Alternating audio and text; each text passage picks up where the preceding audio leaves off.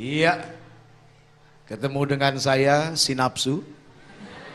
Loh iya, sebetulnya manusia itu punya nama cuma satu, nafsu. Gak ada nama lain ya. Kalaupun lahir ke dunia kemudian dikasih nama, itu nama lain yang memberikan bapaknya, yang namanya sebenarnya nafsu juga. Sekarang kalau bukan karena nafsu, lahir gak kita di dunia ini? Lahir gak sekarang? Karena bapak kita nafsu, emak kita nafsu, lahirlah si nafsu kita, kan begitu. Ini mah mohon maaf lahir batin ya, ini mah orang tua yang ngomong, saya hanya ikut-ikutan dengerin, terus akhirnya cocok disampaikan nih. Gara-gara bapak nafsu, emak nafsu, kita nafsu, emak nafsu, bapak nafsu, lahirlah kita hasil nafsu, namanya si nafsu juga.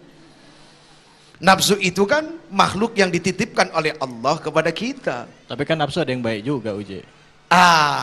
Tergantung pakaiannya. Iya. Kita mau pakai nafsu pakaiannya amarah, apa mau pakaiannya lawamah, apa mau pakaiannya mulhimmah, atau mau pakaiannya mutmainnah. Itu kan pakaian yang kadang-kadang masih diganti. Hari ini kadang-kadang si nafsu Jeffrey pakai bajunya amarah, dari pagi sampai malam kerjaannya muarah-muarah melulu, segala perbuatannya nggak pernah beres urusannya, ke istrinya, ke siapanya, menyikapi segala sesuatu selalu emosi. Ya, ini naik emosi, itu naik emosi. Bapak naik turun nggak ada yang emosi. Ayo sekarang saya tanya, suaminya naik turun emosi nggak? Harusnya kan seperti itu menyikapinya. Kenapa Fit? No comment. Uje, pertanyaan saya tadi, gimana cara membedakan antara ujian, ya, ujian dengan bahwa ini adalah bentuk hukuman dari Allah kepada kita. Oh gitu. Saya pernah dapat BBM dari seorang sahabat yang bernama Ustadz Mohai. Tahu nggak yang mana orangnya? Tuh. Tuh yang gini-gini. Ya emang maling mah di mana-mana nggak pernah mau ngaku, makanya gini-gini. Oh, gitu. Ya bukan berarti beliau maling, ini mah hanya istilah. Beliau ini maling tapi maling ilmu. Ya, maling karomah, maling kemuliaan. Aduh, Masya Allah, luar biasa ya Kiai. Dan saya selalu membelakangi beliau untuk malingin lagi apa yang beliau dapat. Asal jangan memalingkan diri dari Allah Subhanahu wa Ta'ala. Karena ini yang paling bahaya. Maling yang paling bahaya adalah orang yang memalingkan diri dari Allah Subhanahu wa Ta'ala. Oke, apa bedanya ujian dengan hukuman?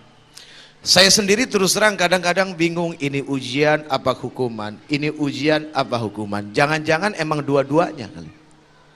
Akhirnya tergantung cara pandang, persepsi, keimanan kita. Disinilah pentingnya kita konsultasi, kita ngobrol dengan orang-orang soleh. Kita cerita sama beliau, saya tuh begini, kira-kira ujian apa hukuman ya. Ketika dikasih tahu kalau ini adalah ujian, ya sudah belajar. Orang yang kalau tahu besok mau ujian, kira-kira malamnya belajar nggak? Belajar. Jadi begitu kita tahu kalau ini adalah ujian, belajar. Kalau ujiannya mendadak? Kalau ujiannya mendadak? Ujiannya? Mendadak? Pelajaran itu sudah diberikan dari lahir sampai kita besar. Subhanallah. Ya. Ibu, di saat kita kecil, Bu, kenapa sampai sekarang kita bisa jalan? Bisa lari, bisa bicara. Karena di saat kecil sifat putus asa itu dicabut oleh Allah Subhanahu wa Ta'ala.